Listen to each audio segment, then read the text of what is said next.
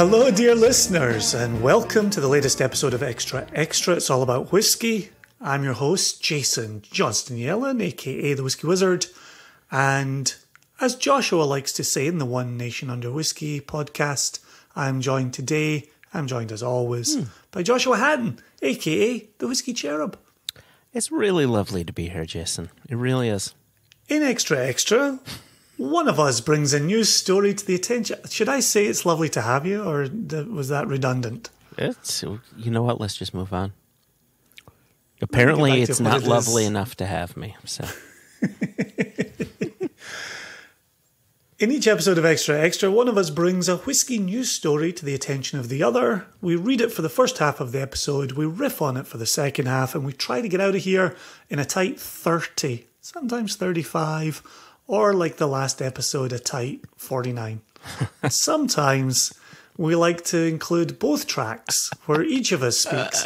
And sometimes we just throw in the odd floor cuttings and just let it sit however it sits. we only have so much time in this episode, Jason, so let's try to just keep it short, right? Because we're doing things a little different with this episode, right? So, if you, dear listener, got a faulty version of the last episode of Extra Extra, please go back, please re-download. The correct version is there. And I think you were saying in One Nation Under Whiskey, Joshua, listeners can look for V 2.0. Correct. So it will say Season 2, Episode 7, V 2.0. Correct. Lovely. So we got a lot of good feedback. We got such good feedback from the last episode of Extra Extra. We went ahead and really dedicated an entire One Nation Under Whiskey to our own response to it. Yeah. So good whiskey should promote good conversation. And I think the last episode of Extra Extra and the last episode of One Nation Under Whiskey did exactly that. Speaking of, what are we conversing about today, Joshua? It's your turn to bring the news to my and our attention. Well, as I mentioned previously, we are doing this episode slightly differently, only because what I found, well, first off, there's not a ton happening in the news, like huge stories. Yeah. But there are a couple of stories that have a bit of weight to them, and I think that there is a bit of a connection to them as well. So I thought what we might do is bring one story to the listeners in the first half, have a little riff, then into the second half of the episode, bring in the second story, have a second little riff on that, and see if I am correct in that there is a connection between these two stories, as tenuous as it may be. Yeah, I'm ready to see this. I will say, just as you say, there is no big news at this time of year, and I do agree with you. I did think the news of Georgie Crawford leaving the new Port Ellen project to join Sukhinder Singh and Elixir Distillers' Isla Distillery project was pretty stonking big news. Yes, that is true. However, perhaps we'll have an opportunity to unpack that in a future One Nation Under Whiskey rather than an Extra Extra. Oh, you're so good at teasing. You're so good at teasing. So, the other thing is I wanted to put a little focus on American spirits because we really don't focus on American spirits much. It just tends to be that other category. American spirits. Stay away from me. So, the first one is, and I'm not going to lie, right? Both of them are, I'm not bringing great news to you or to our listeners. Thank you. So the first story was released March 31st of this year, so it happened a few weeks ago, but the news hasn't changed. And this is in the spirits business, an article written by Nicola Carruthers, who we've read from before. The headline reads, U.S. craft distillers' sales halved in 2020. And the subheader reads, craft distillers... Did something happen in 2020? What's that? Something happened in 2020? Not that I'm aware of. It seemed like, maybe we'll learn. Business as usual. Maybe we'll learn more about it in the story. Maybe. So the subheader reads, Craft distillers in the U.S. saw revenue drop by 55% in 2020 after tasting rooms were closed due to the pandemic, according to a new survey. And we definitely know that this was something that was crushing distilleries. And our friends, Scott and Becky Harris at Catoctin Creek were really hit hard until, thankfully, the state of Virginia allowed them a new license to be able to sell and ship from their location. So anyway, I'm getting on a bit of a tangent. Let's go into the story. For the benefit of our listeners, I'm sitting here quietly nodding my head to everything you just said. It's amazing you being quiet. The survey by the American Distilling Institute, a.k.a. the ADI, and I'll keep on referring to them as the ADI here on out, was conducted in January 2021 and included feedback from 269 distilleries across 42 states and the District of Columbia. The ADI survey of its members found that 36% reported revenues were down by more than a quarter. The declining sales were due to the fall in on-site revenue after many distilleries were forced to close their tasting rooms in 2020. Furthermore, 61% said the revenues through online sales were down. ADI President Eric Owens said, quote, "Craft distillers rely so heavily on tours, tasting rooms, and local bars and restaurants, and all of those sales opportunities were lost for many months." He continues, "Consumers wanted to get the support of their local distillers, and one way they did that was to buy a bottle of spirits to have it shipped to them, often along with hand sanitizer made by the distillery." And now this second half of the article has a subheader, and it's just a quick line that says DTC, quote, saving grace. So DTC stands for direct to consumer. So DTC shipping has been a critical revenue stream for distillers during COVID-19, the ADI said. 6 states have passed DTC measures to permit craft distilleries to ship their products to consumers. Those who were able to use DTC shipping, that is not easy to say, DTC, toy boat, okay, said the revenue stream generated an average of 39% of their total sales, with an overwhelming amount of customers from their local state. In the states, and here's a quote from Owens, "In the states where direct-to-consumer shipping of spirits is allowed, craft distillers report that it has been a saving grace and a significant source of much-needed revenue." Owens continues, "The pandemic has completely changed the way consumers shop. To be successful moving forward, distillers must have the freedom and flexibility to ship their spirits, if that is how their consumers want to purchase and receive them." He continues, "Distillers are urging their state lawmakers to pass laws allowing direct-to-consumer shipping of spirits permanently to meet this new consumer expectation and to compete in this rapidly changing marketplace." I have something I want to say about that, so remind me to talk about DTC. In addition, 78% of craft distillers report that 3/4 or more of their sales were to in-state consumers. Nearly 69% of craft distillers claimed their wholesaler does not provide brands with the necessary time and attention. Meanwhile, 42% reported that it was difficult to find a wholesaler in their state. And then this is the final sentence here. The survey found that 62% of craft distillers who sell their products out of their home state said it was difficult to find a wholesaler, and 77% said their out-of-state wholesaler does not give the brands the proper amount of attention. Scene. So before we go too far into this, let's pivot back to what you wanted to say about DTC.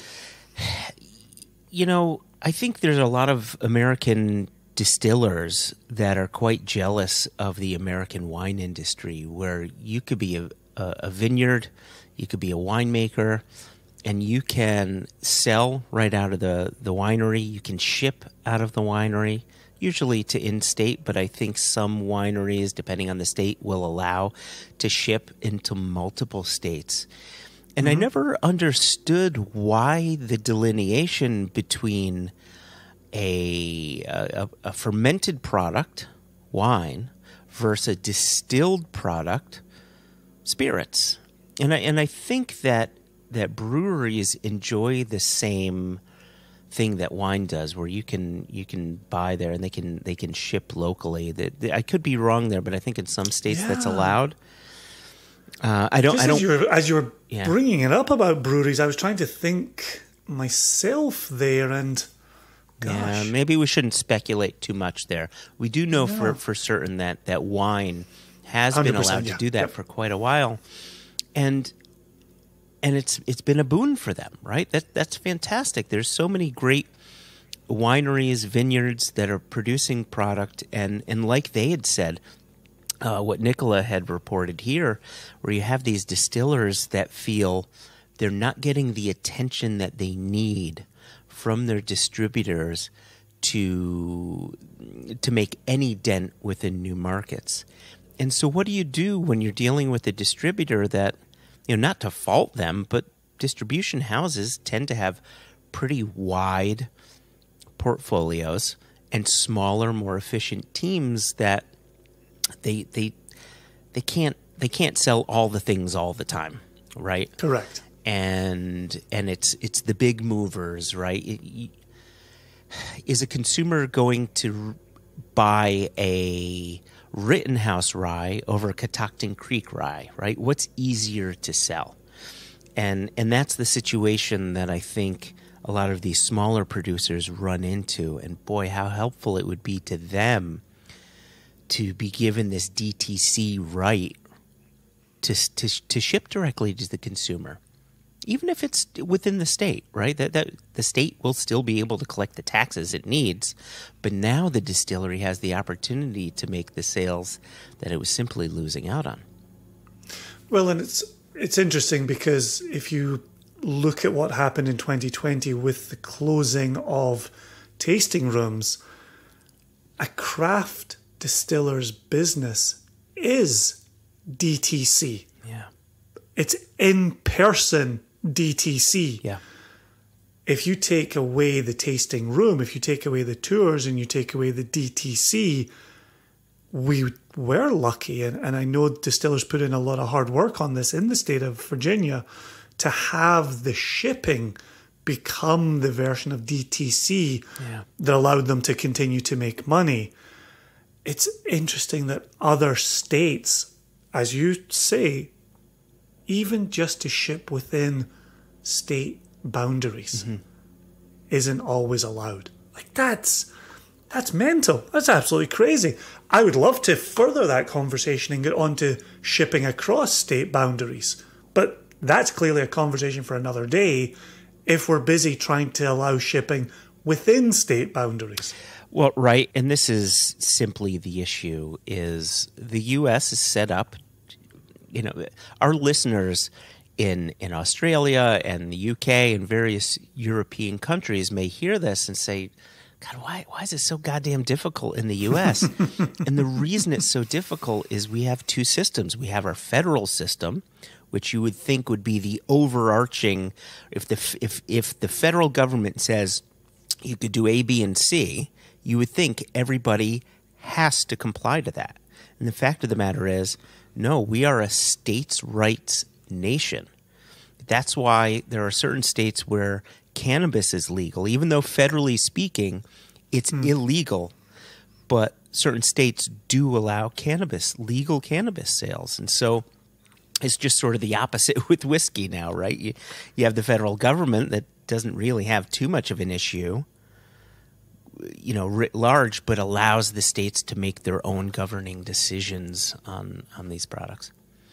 Before we get out of this story and pivot to the next, when you saw that number, this loss of really half their revenue, what did you think when you saw that number? That there is going to be a lot of copper available on the market. Is it going to be recycled? Is it going to be repurposed? This is people. This is families. Mm-hmm. And this is small American business that, just simply due to laws that were likely written back in the 30s are being negatively affected because things change, right? Yeah. And unfortunately, laws are not evolving the way our modern society and consuming habits have evolved. Yep. Yeah. And you? My mind went towards how important that foot traffic is. And I've been saying it about beer for a long time, is if you open a new brewery today, plan on being local. Plan on really winning over your county and then stretch beyond that. But imagine you'll see great success within your own state, mm-hmm.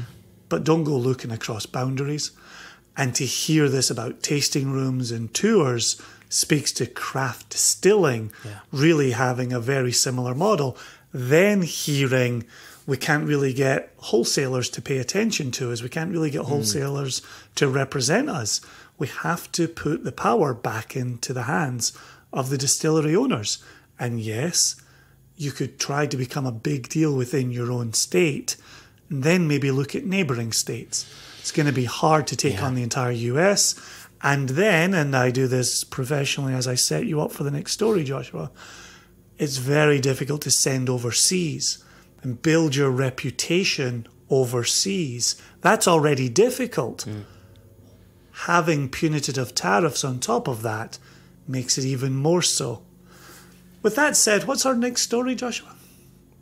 I'll tell you as soon as this little musical interlude is done.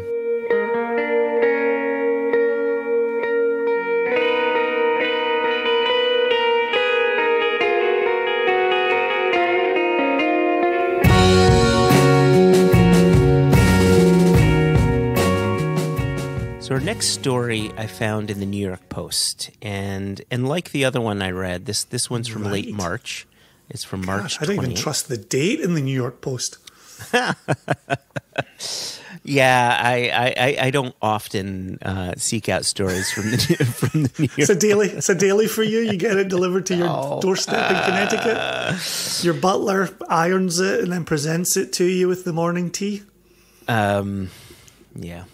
So this article is written by one Lisa Fickenshire, and the headline reads, U.S. whiskey makers about to get soaked by higher tariffs.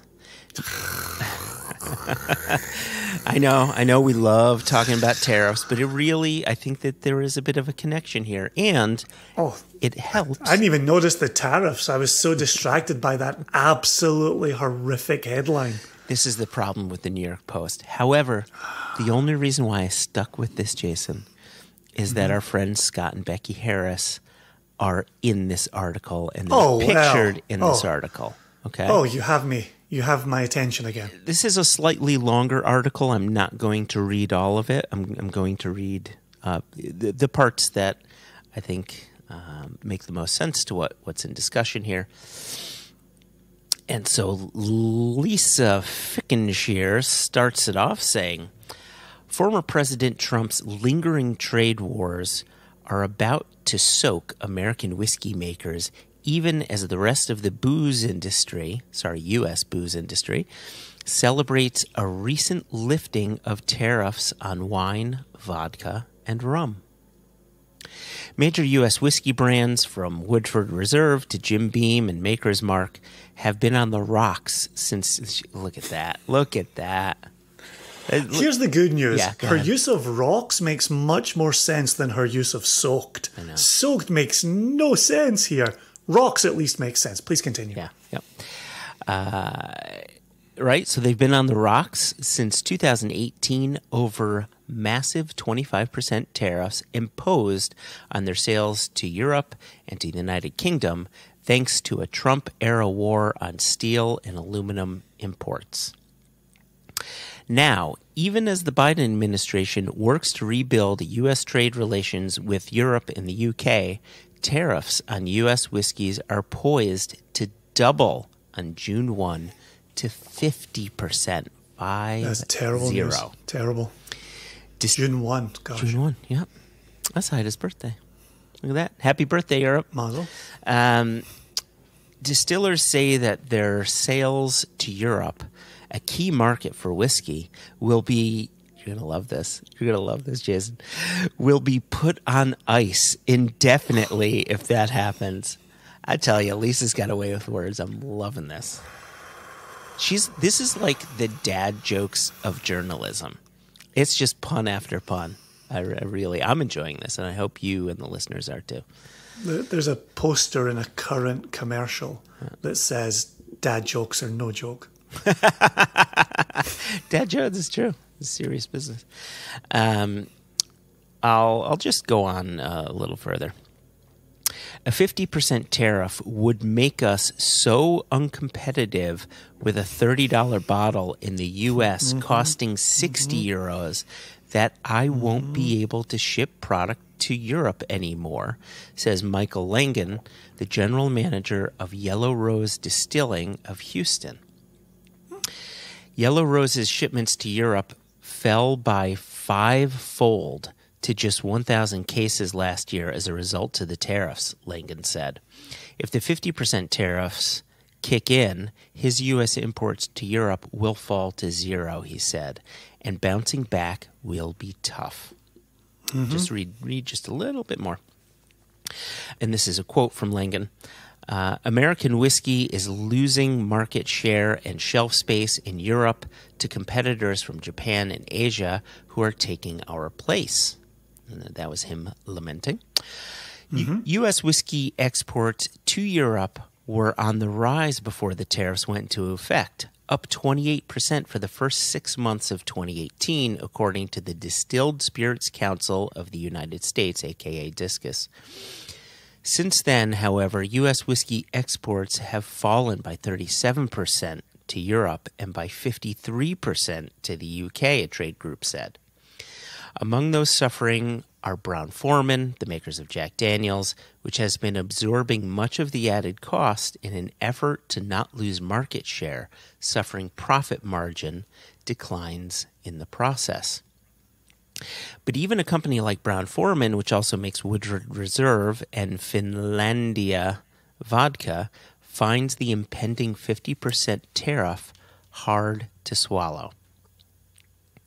At a tariff rate of 25%, we decided to shield our European customers whenever possible, Chief Executive Lawson Whiting told Politico on March 11.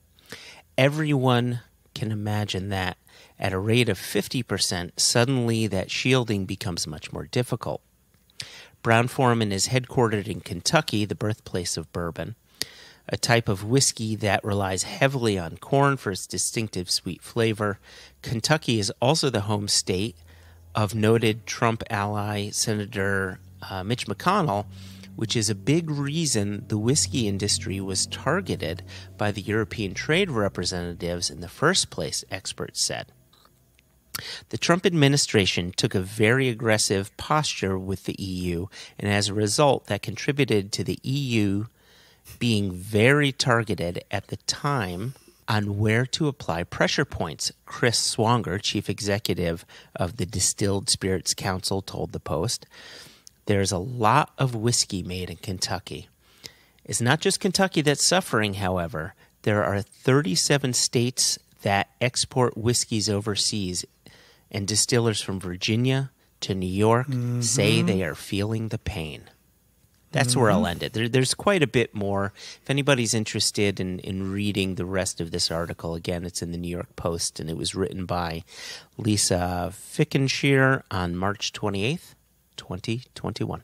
You mentioned at opening that our good friend Scott and Becky are pictured in that article. Yeah. Are they also quoted in there?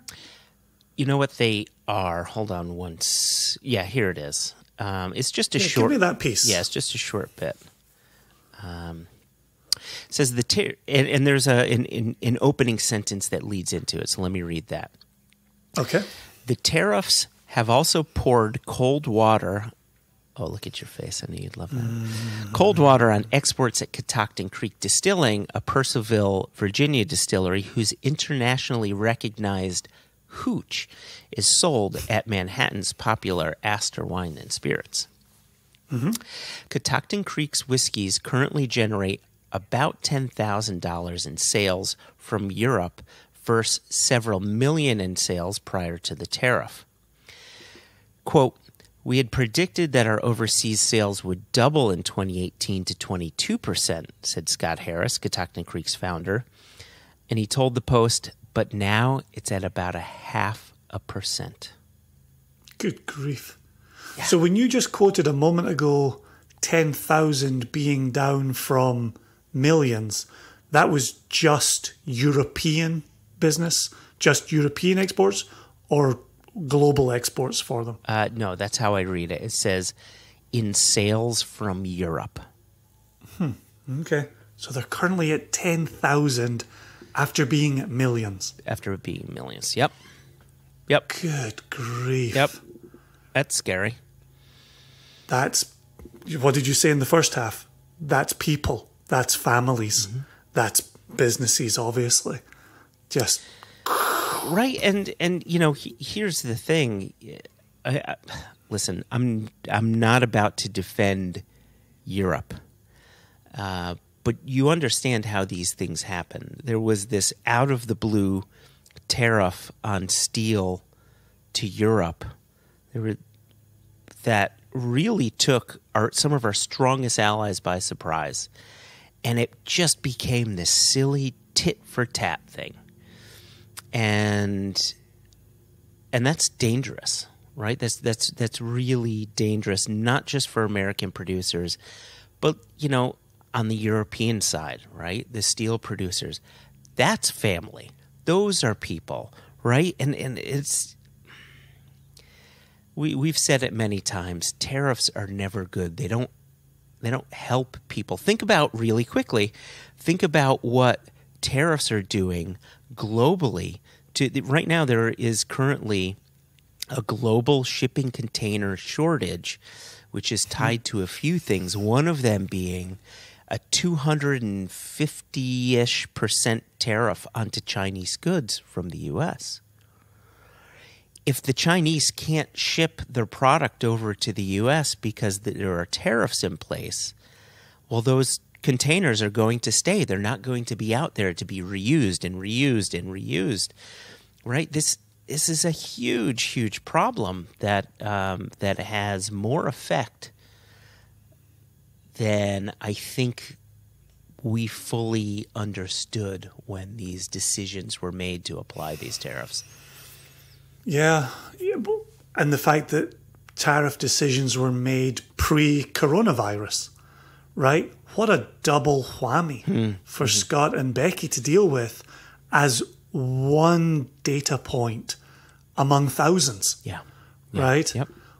Like, as you're busy trying to deal with, what does this mean for our projections on exports to Europe because of retaliatory tariffs? And then you say, oh crap, our tasting room is shutting down. Our foot traffic is going away. That is nightmarish, absolutely nightmarish.